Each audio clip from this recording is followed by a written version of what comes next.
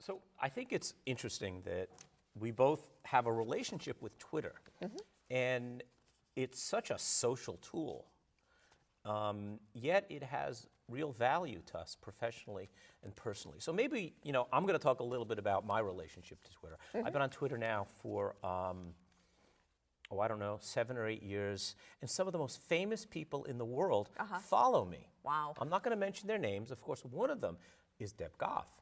And I just find it an indispensable tool to know what's going on in the world. So It's real time. Yep, it's real Always. time. It's real time. So for me, I find the news, and again, news, it might be breaking on a newly published clinical paper. It might be a CDC report. It might be political news. Right. But I find it first on Twitter. Oh, I agree. I mean, that's my go-to. Yep. Even when things are happening around the world, you and I travel globally.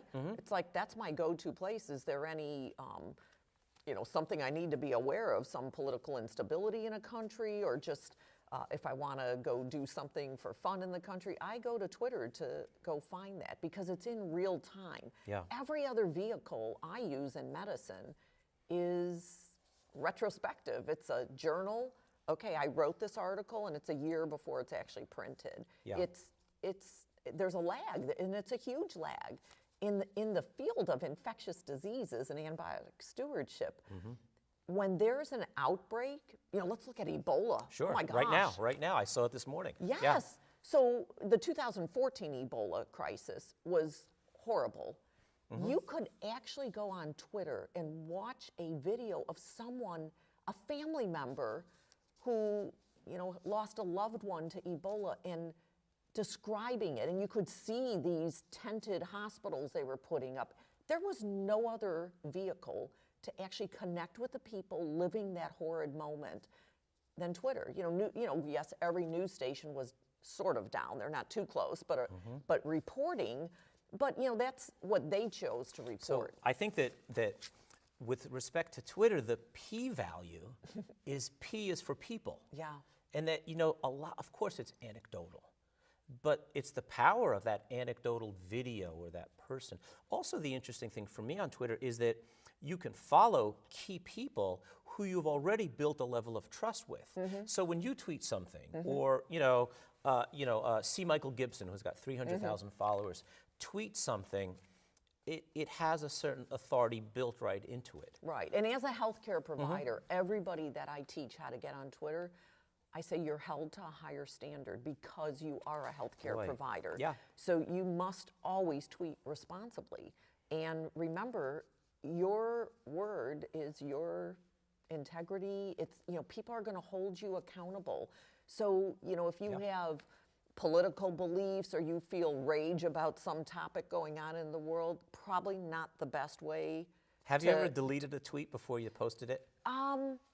No, I really think through what I'm going to say before I say it, and I am not on Twitter to have all of those other things described. I am on there really as a healthcare provider, so very rarely will you see me tweet outside of infectious diseases. I think I'm more inflammatory. Well, I kind of. but that's what makes it. There's, but that's our brand, our there's personal no filter. brand. There's no filter on Twitter. But what I love for as a global antibiotic steward, there's also no borders. So infectious disease has no borders. Antibiotic resistance travels globally. There is no other vehicle than Twitter and other social media avenues to, in real time, tell me this New Delhi metallo-beta-lactamase just appeared in my New York hospital. Yeah. So you're not disclosing anything that's a HIPAA violation.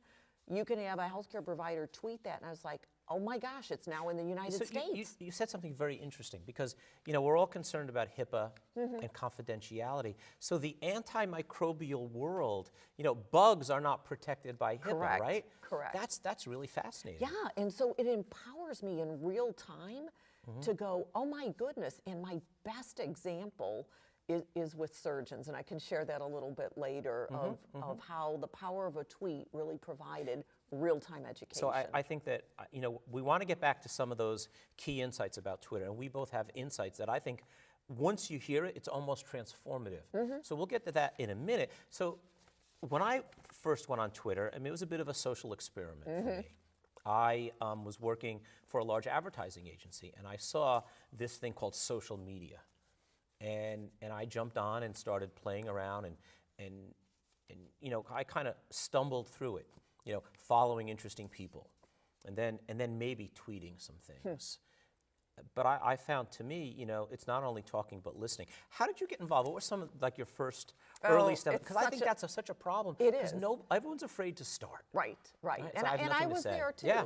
So it's kind of a fascinating story. Again, I've worked very closely with surgeons, and Dr. Chris Ellison was head of surgery at Ohio State University, where I work. And I went to him and I said, Chris, and he actually just retired, a wonderful career, but this was several years ago. I go, Chris, I can't give any more lectures on antibiotic resistance. And quite honestly, we all know if you lecture, it goes in one ear and right out the other. Right. So in the moment of when the surgeon's trying to prescribe an antibiotic, you know, they don't remember what I said a week ago. But I said, how can I reach them in a more real-time way? I'm looking for a vehicle. He goes, oh, Debbie, you need to jump on Twitter. It's like, Twitter? Yeah. And he goes, no, seriously. He goes, How long ago was this? Oh, this was back in 2013, I think. Okay. And I said, Twitter? Yeah. And he goes, oh, yes. And I'm going to quote him. This is not me. He goes, oh, most of us have ADHD. We don't have time to read all those articles. We like sound bites. Twitter's the perfect medium. I was like, really? And so he connected me with what I call the king of surgery on Twitter, Dr. Ben Nawome, a pediatric surgeon. And never knew him. I mean, we're a huge university. I don't know every person there working. So I meet this younger surgeon, and he was like, yeah, you need to be on Twitter. So I actually still really didn't get it. I'm like, well, if I have no followers, where does my tweet go? Like, who hears anything? Yes. And so my son was in college, and I knew he was on Twitter, and I called him, and of course, he was mortified that his mom on Twitter, oh right? my Oh, gosh, brother. he's like, why would you be on that? So I got no help from him. So I turned to a PharmD student who started our College of Pharmacy Twitter feed. And that young man sat down and really tutored me.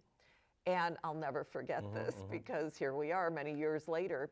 And I said, okay, Blake, so who should I follow? And he said, well, look for infectious disease experts. Let me show you how to use a hashtag to search on Twitter. So that was new to me.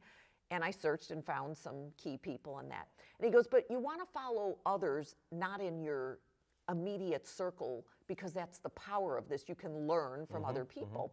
And he goes, so you want to follow people in healthcare that are really entrepreneurs and out-of-the-box thinkers. And the number one person you need to follow is John Nosta. And I go, oh, I don't know him. So John, you were actually one of my first people I followed outside of my immediate circle.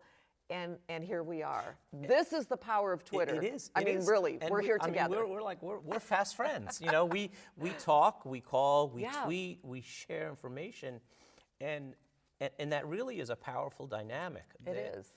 So, well, thank you for following. Yes, me, you know, yes, and I learned so much. So here is a gentleman that I never even knew, and then I started reading his tweets and links, and I'm like, my gosh, he's on Forbes.